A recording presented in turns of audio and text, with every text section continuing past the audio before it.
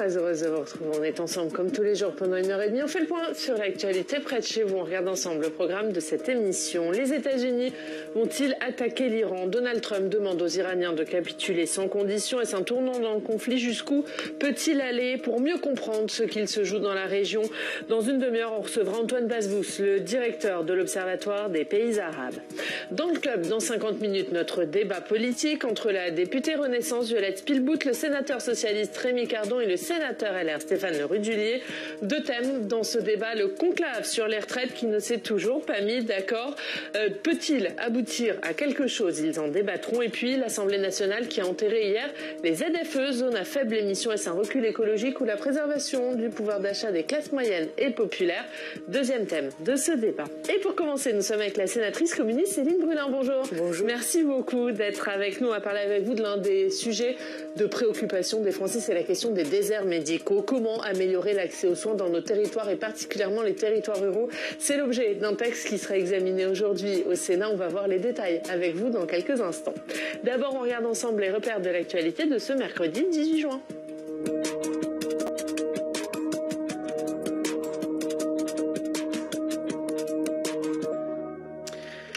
Donald Trump met la pression sur l'Iran, dont il exige une capitulation sans condition. Emmanuel Macron lui appelle à revenir à la table des discussions et met en garde contre un changement de régime par la guerre. Adrien Pain. En pleine nuit, des missiles iraniens illuminent le ciel de Tel Aviv. Les gardiens de la révolution, l'armée idéologique du régime iranien, disent avoir tiré des missiles hypersoniques sur Israël très tôt ce mercredi. L'armée israélienne, de son côté, poursuit ses frappes sur la région de Téhéran, mais Ali Khamenei, le guide suprême iranien, ne semble pas prêt à rendre les armes. La bataille commence. L'Iran ne montrera aucune pitié envers les sionistes. Donald Trump se montre pourtant très menaçant à son égard. Hier, le président américain réunit son conseil de sécurité pendant 1h30 et laisse planer le doute sur une intervention des États-Unis dans le conflit. Je n'ai pas dit que je cherchais un cessez-le-feu, c'est Emmanuel Macron qui l'a dit, un chic type, mais il n'a pas souvent raison. Nous cherchons une fin réelle, pas un cessez-le-feu. À coup de posts sur son réseau social, il déclare même être en capacité de tuer l'ayatollah et exige la capitulation de l'Iran. Des déclarations aux allures de volte-face alors qu'il vient de quitter le sommet du G7 prématurément. Malgré les provocations de Donald Trump, Emmanuel Macron espère que le président américain vise encore un cessez-le-feu. Nous ne voulons pas un Iran qui se dote de l'arme nucléaire ou qui ait ses capacités balistiques. Mais je pense que la plus grande des erreurs aujourd'hui, c'est de chercher par la voie militaire à faire un changement de régime en Iran. Parce que ce sera là le chaos. Dans un communiqué commun, les leaders du G7 appellent à une désescalade au Moyen-Orient. Ils soulignent aussi le droit d'Israël à se défendre, tout en précisant que l'Iran ne devra jamais pouvoir se doter de l'arme nucléaire. Et dans ce contexte, les partis de gauche se sont réunis hier pour demander la reconnaissance d'un État palestinien qui, selon eux, ne doit plus être différé. C'est aujourd'hui qu'aurait dû se tenir à l'ONU la conférence sur l'État palestinien coprésidée par la France. Cécile Sixou. Ce devait être aujourd'hui à l'ONU. Emmanuel Macron devait reconnaître l'État palestinien. Mais les attaques israéliennes en Iran ont avorté son projet. Une mise en pause inadmissible pour les partis de gauche. Écologistes, socialistes et communistes ont demandé d'une seule voix hier la reconnaissance immédiate de cet État.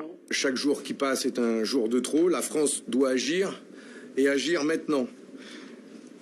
Parce que nous assistons tous à un génocide. La France fait preuve de timidité, je dirais même de lâcheté sur le sujet. Je pense que c'est confortable depuis les grands bureaux parisiens de se dire on va attendre quelques semaines, quelques mois. Ce sera peut-être mieux de le faire en termes de communication plus tard. Les vies humaines qui disparaissent, c'est chaque jour en ce moment. Car l'enjeu n'est pas seulement diplomatique. ONG et associations ont insisté sur la portée juridique d'une telle reconnaissance. Si vous n'avez pas la notion d'État autour du peuple, vous n'avez pas de protection juridique. Et donc, on peut faire de vous ce que l'on veut dans le cadre de la violence, et notamment de la violence militaire. On peut vous opprimer, on peut vous affamer, on peut vous tuer. Selon un sondage, seuls 22% des Français souhaitent une reconnaissance immédiate et sans condition d'un État palestinien. Puis le G7 s'est déchiré sur le soutien à l'Ukraine. Les États-Unis se sont opposés à une déclaration forte qui condamnerait la Russie, une prise de position justifiée par la volonté de préserver leur capacité à négocier avec la Russie. Le conclave sur les retraites joue les prolongations. Il devait s'achever hier soir, mais faute d'accord, les partenaires sociaux se sont donné une journée supplémentaire. Ce sera lundi prochain, même si le flou persiste encore sur les participants à cette ultime réunion. Céline Brulin, on va revenir sur toutes ces informations dans quelques instants. Vous êtes sénatrice communiste de la Seine-Maritime. On va commencer en regardant ensemble la une de la presse régionale de ce matin. D'abord, la une de la Dépêche du Midi. Guerre Israël-Iran, que va faire Trump? C'est la question. Trump qui dit vouloir une fin réelle au conflit, mais peut-il aller jusqu'à engager les États-Unis dans cette guerre, lui qui s'est fait élire sur la promesse inverse? La deuxième une, c'est celle de Nice Matin. Christian Estrosi qui refuse d'enlever le drapeau israélien. Bras de fer entre le maire de Nice et le préfet qui a demandé de retirer les drapeaux étrangers du fronton de la mairie. Et puis la dernière une, c'est celle du Courrier Picard. C'est une initiative de la mairie d'Amiens. Stationnement, 1 € symbolique pour les soignants, les professions médicales et paramédicales qui pourront se garer pour 1 € par an dans les rues d'Amiens à partir de septembre. Le geste est salué par les ambulanciers, les infirmiers et les médecins. La seule condition, c'est de justifier d'au moins 100 visites par an. De quelle une avez-vous envie de nous parler ? Je dirais celle du Courrier Picard pour rester dans le domaine de la santé qui est un domaine qui m'importe beaucoup parce qu'effectivement on a de nombreux endroits où les soignants, parce que évidemment les CHU sont souvent situés dans des centres-villes très urbanisés avec des difficultés de stationnement. J'ai en mémoire des mobilisations dans mon département sur le sujet, au Havre par exemple, où il avait été décidé de faire payer le stationnement pour les soignants, mais aussi pour les patients, ce qui peut s'avérer très lourd parce que on sait qu'on peut avoir des consultations qui sont longues. On a besoin d'aller voir et de visiter nos familles lorsqu'elles sont malheureusement hospitalisées, et que c'est un obstacle et que ça rajoute au fait que la santé coûte aujourd'hui de plus en plus cher à nos concitoyens parce qu'à force de déremboursement, à force de médicaments qui ne sont plus remboursés comme par le passé, eh bien c'est un véritable budget. Ça conduit même parfois à des renoncements aux soins. Et donc c'est la une qui me parle le plus, même si les autres sont évidemment aussi très très importantes. Et donc vous saluez cette initiative de l'aide de la ville d'Amiens. On va reparler des questions santé dans quelques instants puisque c'est l'actualité ici au Sénat. Mais d'abord, on l'a vu dans le journal, l'actualité à l'international entre ce qui se passe entre Israël et l'Iran et les États-Unis qui mettent désormais la pression sur l'Iran à qui Donald Trump demande une reddition sans condition. Il a raison, le président américain, d'agir comme ça. Mais je pense que le président américain devrait regarder l'histoire de son pays qui montre que systématiquement, lorsque les États-Unis ont voulu déloger des dirigeants et faire un peu leur loi dans le monde, ça s'est avéré par des échecs et des échecs extrêmement cruels, douloureux pour le monde entier. Et donc, bien évidemment, que ce régime iranien suscite notre opposition, que nous sommes aux côtés des jeunes, des femmes qui luttent depuis des mois, des années maintenant pour se libérer de ce régime affreux. Mais vous dites plutôt comme Emmanuel Macron, on ne fait pas tomber un régime par la guerre, c'est pas la bonne stratégie? Ça ne marche jamais, ça ne marche jamais. Qu'on soutienne les peuples qui se défendent et qui le font de très très belle manière. Mais regardez ce qui s'est passé en Libye, quand la France notamment a souhaité intervenir. Aujourd'hui, on est face à un chaos dont plus personne ne mesure les conséquences, que plus personne ne peut gérer. Et puis, on est dans une zone où, d'escalade en escalade, on va au-devant de très très graves conséquences. Et donc, la voie de la raison, c'est plutôt de porter la voie des discussions. Surtout que... Est-ce encore possible? Donald Trump, par exemple, ne peut pas ignorer que les accords sur le nucléaire iranien avaient commencé à se mettre en place, notamment entre les États-Unis et l'Iran, et que c'est lui qui en a en partie dénoncé certains aspects quand il est venu au pouvoir lors de son premier mandat, alors que, bon an, mal an, ces accords commençaient à être respectés par l'Iran. Et donc, avec quand même des alertes de l'AIEA avec des alertes, que l'Iran ne respectait pas ses obligations. Absolument, et on est évidemment très vigilant à l'armement à la tête duquel pourrait être l'Iran. Mais on peut aussi se souvenir les uns et les autres que les États-Unis nous avaient dit que l'Irak disposait d'armes de destruction massive qui se sont avérées finalement fausses. Donc je ne dis pas que c'est le cas sur le nucléaire iranien, mais on sait que dans ce genre de situation, c'est toujours par la négociation qu'on y arrive, par aucune autre solution. C'est aujourd'hui qu'aurait dû avoir lieu à l'ONU la conférence sur la reconnaissance de l'État de Palestine, co-présidée par Emmanuel Macron, qui, vu le contexte, a préféré la reporter. On a vu hier les partis de gauche qui se sont réunis pour demander cette reconnaissance immédiate. Est-ce que c'est vraiment le bon moment? Et est-ce que les conditions sont réunies? Mais la Palestine devrait être reconnue depuis très longtemps. D'ailleurs, mon groupe et nos groupes au Sénat et à l'Assemblée nationale ont déjà proposé et même fait voter des résolutions dans ce sens-là. Et la France n'a pas besoin d'attendre une quelconque conférence internationale pour elle-même reconnaître la Palestine, comme l'ont fait des tas d'autres pays.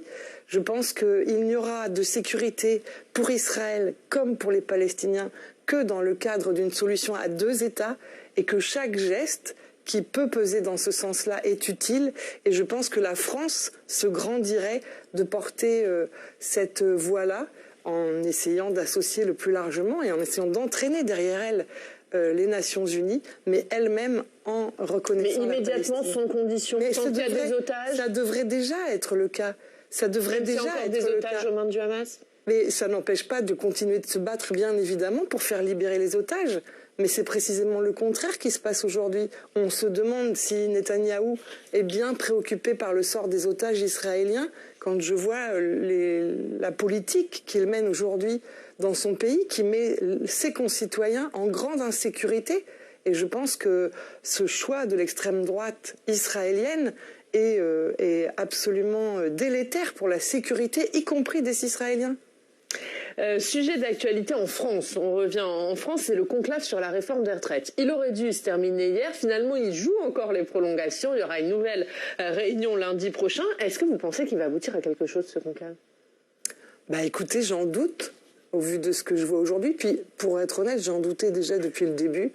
Parce que quand on se dit on va ouvrir des discussions, mais on n'a pas le droit de revenir sur les 64 ans qui ont été adopté dans la réforme de 2023. On n'a pas le droit de regarder ça. Faut surtout pas aller dans ce sens-là. Il faut que financièrement ce soit il n'y a pas véritablement. La condition, c'était maintenir un équilibre financier pour le régime des retraites. Le problème, c'est que pour maintenir un équilibre financier, ou plutôt pour aller vers un équilibre financier, il y a plusieurs solutions. Où on réduit les dépenses, ou on augmente les recettes.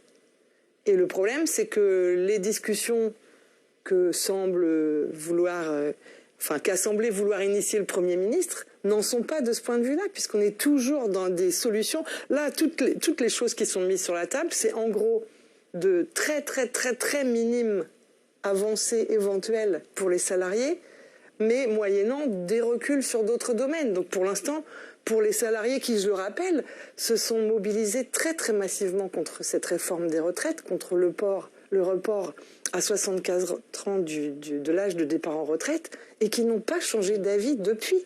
Vous dites minime, on va quand même vers une amélioration des pensions des femmes, vers un abaissement de l'âge de la décote. Pour vous, ça, c'est des avancées minimes?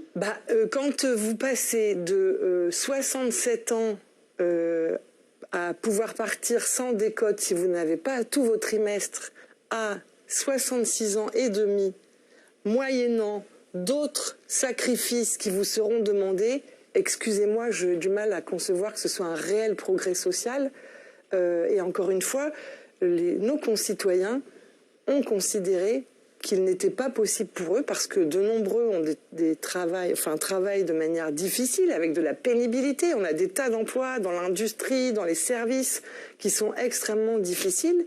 Et les salariés ne se voient pas travailler 2 ans de plus. Donc mettons sur la table de véritables solutions, c'est-à-dire comment nous finançons notre système de retraite sans prolonger la durée de vie au travail. François Bayrou, il est plus optimiste que vous sur l'issue de ce conclave. Il l'a redit hier, mais il a prévenu de nouveau, c'était devant les députés lors des questions d'actualité au gouvernement, sans accord, la réforme Borne s'appliquera. On l'écoute.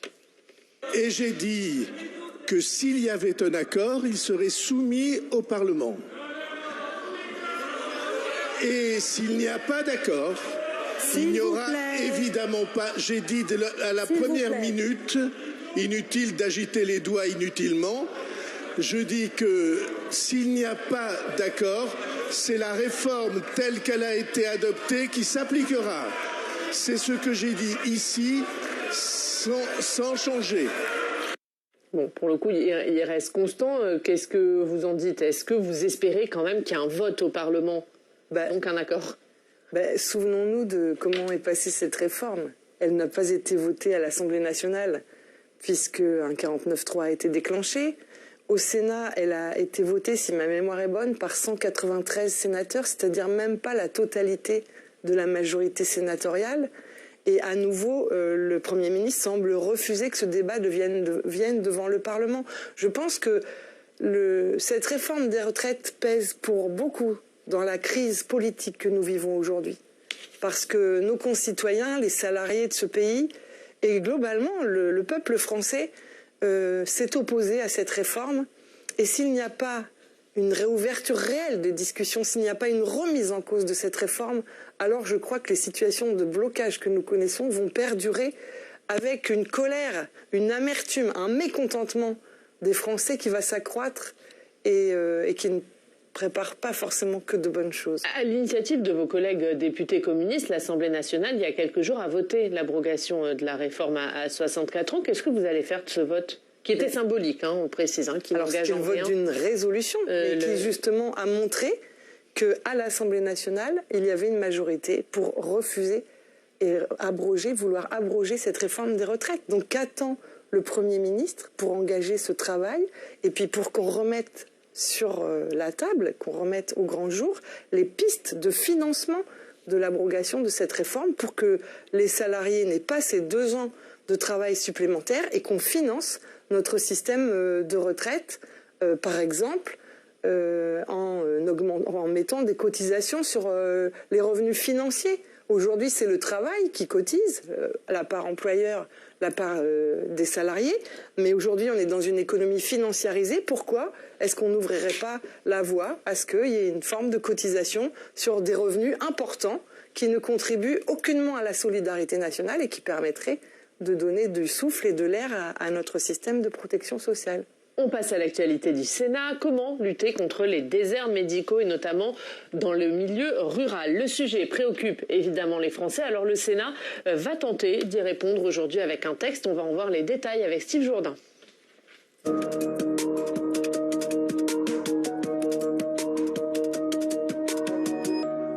Bonjour Steve. Bonjour Yann, bonjour Madame la Sénatrice. Bonjour. Une proposition de loi sera examinée aujourd'hui au Sénat. Elle vise à améliorer l'accès aux soins dans les territoires ruraux. Oui, et à mettre fin à la galère pour des millions de Français. On en parle souvent sur Public Sénat, mais c'est l'objet du texte qui sera discuté aujourd'hui. Un texte préparé, rédigé par le ministre de la Santé, Yannick Neuder, du temps où il était encore député. L'objectif est simple, former plus de médecins. Début janvier, au moment de son arrivée au ministère, il fixait le cap. Écoutez-le. Nous avons une population plus importante, 15 millions d'habitants par rapport à 1970 et quasiment le même nombre de formations de soignants. Donc il y a vraiment besoin de former plus, de former mieux, de pouvoir accompagner cette formation. Alors ça c'est pour l'objectif, quelle est la méthode? Le texte examiné aujourd'hui propose de supprimer le numerus apertus, autrement dit le chiffre qui détermine le nombre d'étudiants de médecine acceptés en 2e année. C'est une donnée qui est discutée, évaluée, fixée par les universités elles-mêmes après avis conforme des agences régionales de santé. Il faut savoir que ce numerus apertus est relativement nouveau. Il a été instauré à la rentrée 2020 pour remplacer le fameux numerus clausus qui fixait des quotas plus restrictifs pour les études de médecine. Le gouvernement souhaite donc assouplir tout ça, Oriane. Comment ça se traduirait dans la pratique? L'idée est de mieux tenir compte des besoins de santé des territoires. Pour cela, les élus locaux et les réalités locales seraient mieux pris en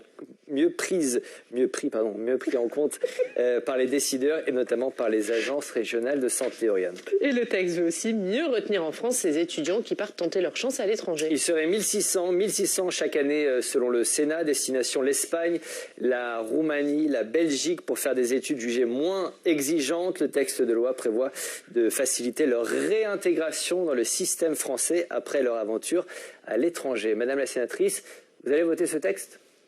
Je vais voter la proposition de loi du député Neuder Mais je vais demander au ministre Neuder ce qu'il compte faire pour que ça puisse se concrétiser. Alors, vous partagez les objectifs. Mais non seulement je les partage, mais je les porte et je les défends depuis des années. À chaque budget de la sécurité sociale, nous proposons qu'on détermine les capacités, les formations des médecins notamment, mais des professionnels de santé en général, à partir des besoins et pas à partir des capacités des universités. Mais précisément, on peut définir les besoins. Ils sont énormes. Quand il y a 6 millions de nos concitoyens qui n'ont plus de médecins traitants, vous voyez un peu l'enjeu. Mais ensuite, il faut que ça se concrétise par des moyens. Alors, des bâtiments d'université qui accueillent ces étudiants, des enseignants-chercheurs, des chefs de clinique, des PUPH. On comprend bien, si cette proposition de loi donc est adoptée, chaque territoire va dire, voilà, moi j'ai besoin de plus de médecins. C'est un peu ce qui risque de se passer. De nombreux territoires ont besoin de plus de médecins. Donc, comment on se donne la capacité de les former et puis, parce que des médecins ne sont pas formés seulement sur les bancs des amphithéâtres des universités, ils sont formés sur des terrains de stage qu'il faut multiplier. Il faut, je crois, faire en sorte qu'on puisse accéder aux études de santé hors des grandes métropoles, parce qu'il y a un vrai sujet, c'est que aujourd'hui, sans être caricatural, nos médecins sont encore beaucoup issus des CSP+, des cœurs, des grandes métropoles, etc. Et moi, je considère que si nous avons des étudiants qui viennent de la ruralité, qui viennent des villes moyennes, qui viennent de quartiers populaires, ils auront ensuite beaucoup plus d'envie de s'installer chez eux ou dans des endroits qui ressemblent à de là où ils viennent. Et donc, il y a un enjeu à développer des formations. Ça, c'est un objectif qui est partagé par François Bayrou. C'est dans le plan qu'il a présenté il y a quelques semaines pour lutter contre les déserts médicaux. Oui, mais comment fait-on cela lorsqu'on nous dit en parallèle qu'il va falloir encourager les jeunes dans le rural à faire des études de santé. 40 milliards d'euros d'économies sur les budgets, autant le budget de l'État que de la sécurité sociale en 2026. Comment fait-on pour financer ça? Parce que très concrètement, il va falloir débloquer des moyens du côté du ministère de l'Enseignement supérieur, du côté du ministère de la Santé. Là, c'est des belles intentions, mais voilà, en pratique, ce sont des intentions que je soutiens, que je porte depuis longtemps, parce qu'il faut effectivement former plus de médecins et les former en fonction des besoins de chacun de nos territoires. Mais pour que ce grand effort de formation devienne une réalité, il va falloir un plan de bataille qui concrétise tout ça sur le terrain. Et je pense que Yannick Neuder, entre le dépôt de sa proposition de loi et maintenant, il est devenu ministre. Donc il a un peu plus de levier qu'il n'en avait auparavant pour agir sur tous ces champs-là. Former plus de médecins, ça veut dire les former moins bien? Pourquoi? Ça veut dire bâcler peut-être un peu la formation. Non, certainement pas. C'est ce qui revient beaucoup chez les médecins. On dit, bon, bah voilà, on va former plus et on va être moins bien formés. Il y a des médecins qui, je pense par exemple à l'ordre des médecins, qui disent « Oh là, faut pas en former trop ». Ce sont les mêmes qui nous ont dit qu'il fallait mettre qui ont dit à nos prédécesseurs qu'il fallait mettre le numerus clausus en place parce qu'on allait dépenser trop en matière de santé s'il y avait trop de médecins, et puis parce qu'il fallait quand même qu'ils assurent leur activité et qu'ils aient un certain nombre de patients à soigner. On voit ce que ça donne aujourd'hui.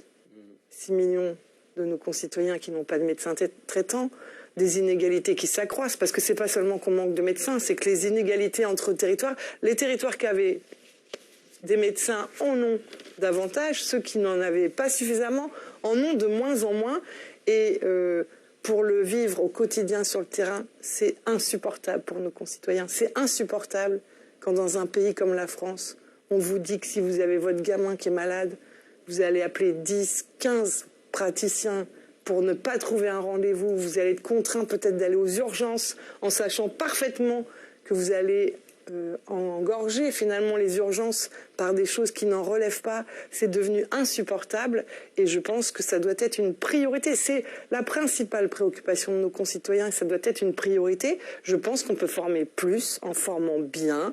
Nous avons des enseignants, des équipes qui sont prêtes à le faire et je pense que certains médecins qui veulent un peu défendre leur précaré devraient penser aux jeunes générations, devraient penser à leurs confrères qui sont eux-mêmes victimes de la pénurie. Parce que qui est victime de ça? Ce sont les médecins qui n'arrivent plus à faire face aux besoins et aux patients qui viennent leur demander rendez-vous sans pouvoir toujours y répondre.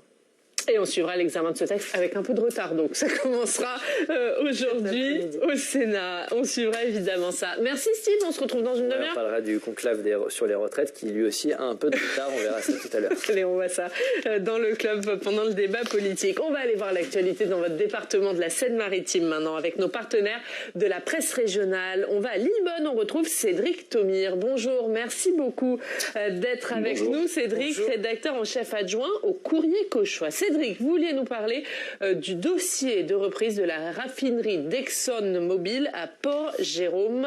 Et vous vouliez après poser une question à Céline Brulin. Oui, bonjour Madame la Sénatrice. À quelques kilomètres de chez vous, la raffinerie Esso est à vendre. Le groupe ExxonMobil est entré en négociation exclusive avec un groupe canadien, North Atlantic. Et le moins qu'on puisse dire, c'est que les salariés et les organisations syndicales sont inquiets, notamment parce qu'ils considèrent qu'il va falloir beaucoup d'argent pour acheter cette raffinerie, pour aussi démanteler les unités de chimie que ExxonMobil a décidé d'arrêter. Beaucoup d'argent pour payer tout ce qui était promis dans le cadre du plan social décrété l'an dernier, et puis aussi pour dépolluer un site, une ancienne raffinerie qui se situe à quelques kilomètres de la raffinerie. Alors, est-ce que vous, comme les salariés, est-ce que vous êtes inquiète ? Mon rôle, c'est pas d'être inquiète, c'est d'essayer de lever justement ces inquiétudes et de faire bouger les choses. Et effectivement, on a Exxon qui, après avoir arrêté son activité chimie sur notre plateforme de Port-Jérôme-sur-Seine, vend sa raffinerie, se désengage finalement de la France. Et North Atlantic semble vouloir reprendre la raffinerie. Dès cette annonce, je suis intervenue auprès du ministère de l'Industrie et une rencontre doit être organisée pour que justement on regarde dans quelles conditions tout cela doit se faire. Il me semble que l'État français, de manière sous forme par exemple d'un contrat tripartite entre Exxon, entre North Atlantic et l'État lui-même, au besoin, en faisant en sorte que l'État soit actionnaire même très minoritaire de cet ensemble pour pouvoir justement peser sur tous ces choix. Nous avons besoin de savoir si North Atlantic a un véritable projet industriel. On a malheureusement l'expérience dans notre département de Petroplus qui avait racheté la raffinerie Shell dans la région rouennaise et qui, quelques années après, a tout laissé tomber et les salariés avec. On a besoin que les garanties qui ont été données par Exxon dans le cadre de la négociation du plan social avec la fermeture de la chimie soient respectées. On a besoin que les engagements d'Exxon pris en matière d'avenir du site, des pollutions, etc., soient aussi respectés. Et donc, je pense que l'État ne peut pas rester spectateur d'une vente entre deux groupes, en plus deux groupes étrangers, américains, nord-américains, canadiens.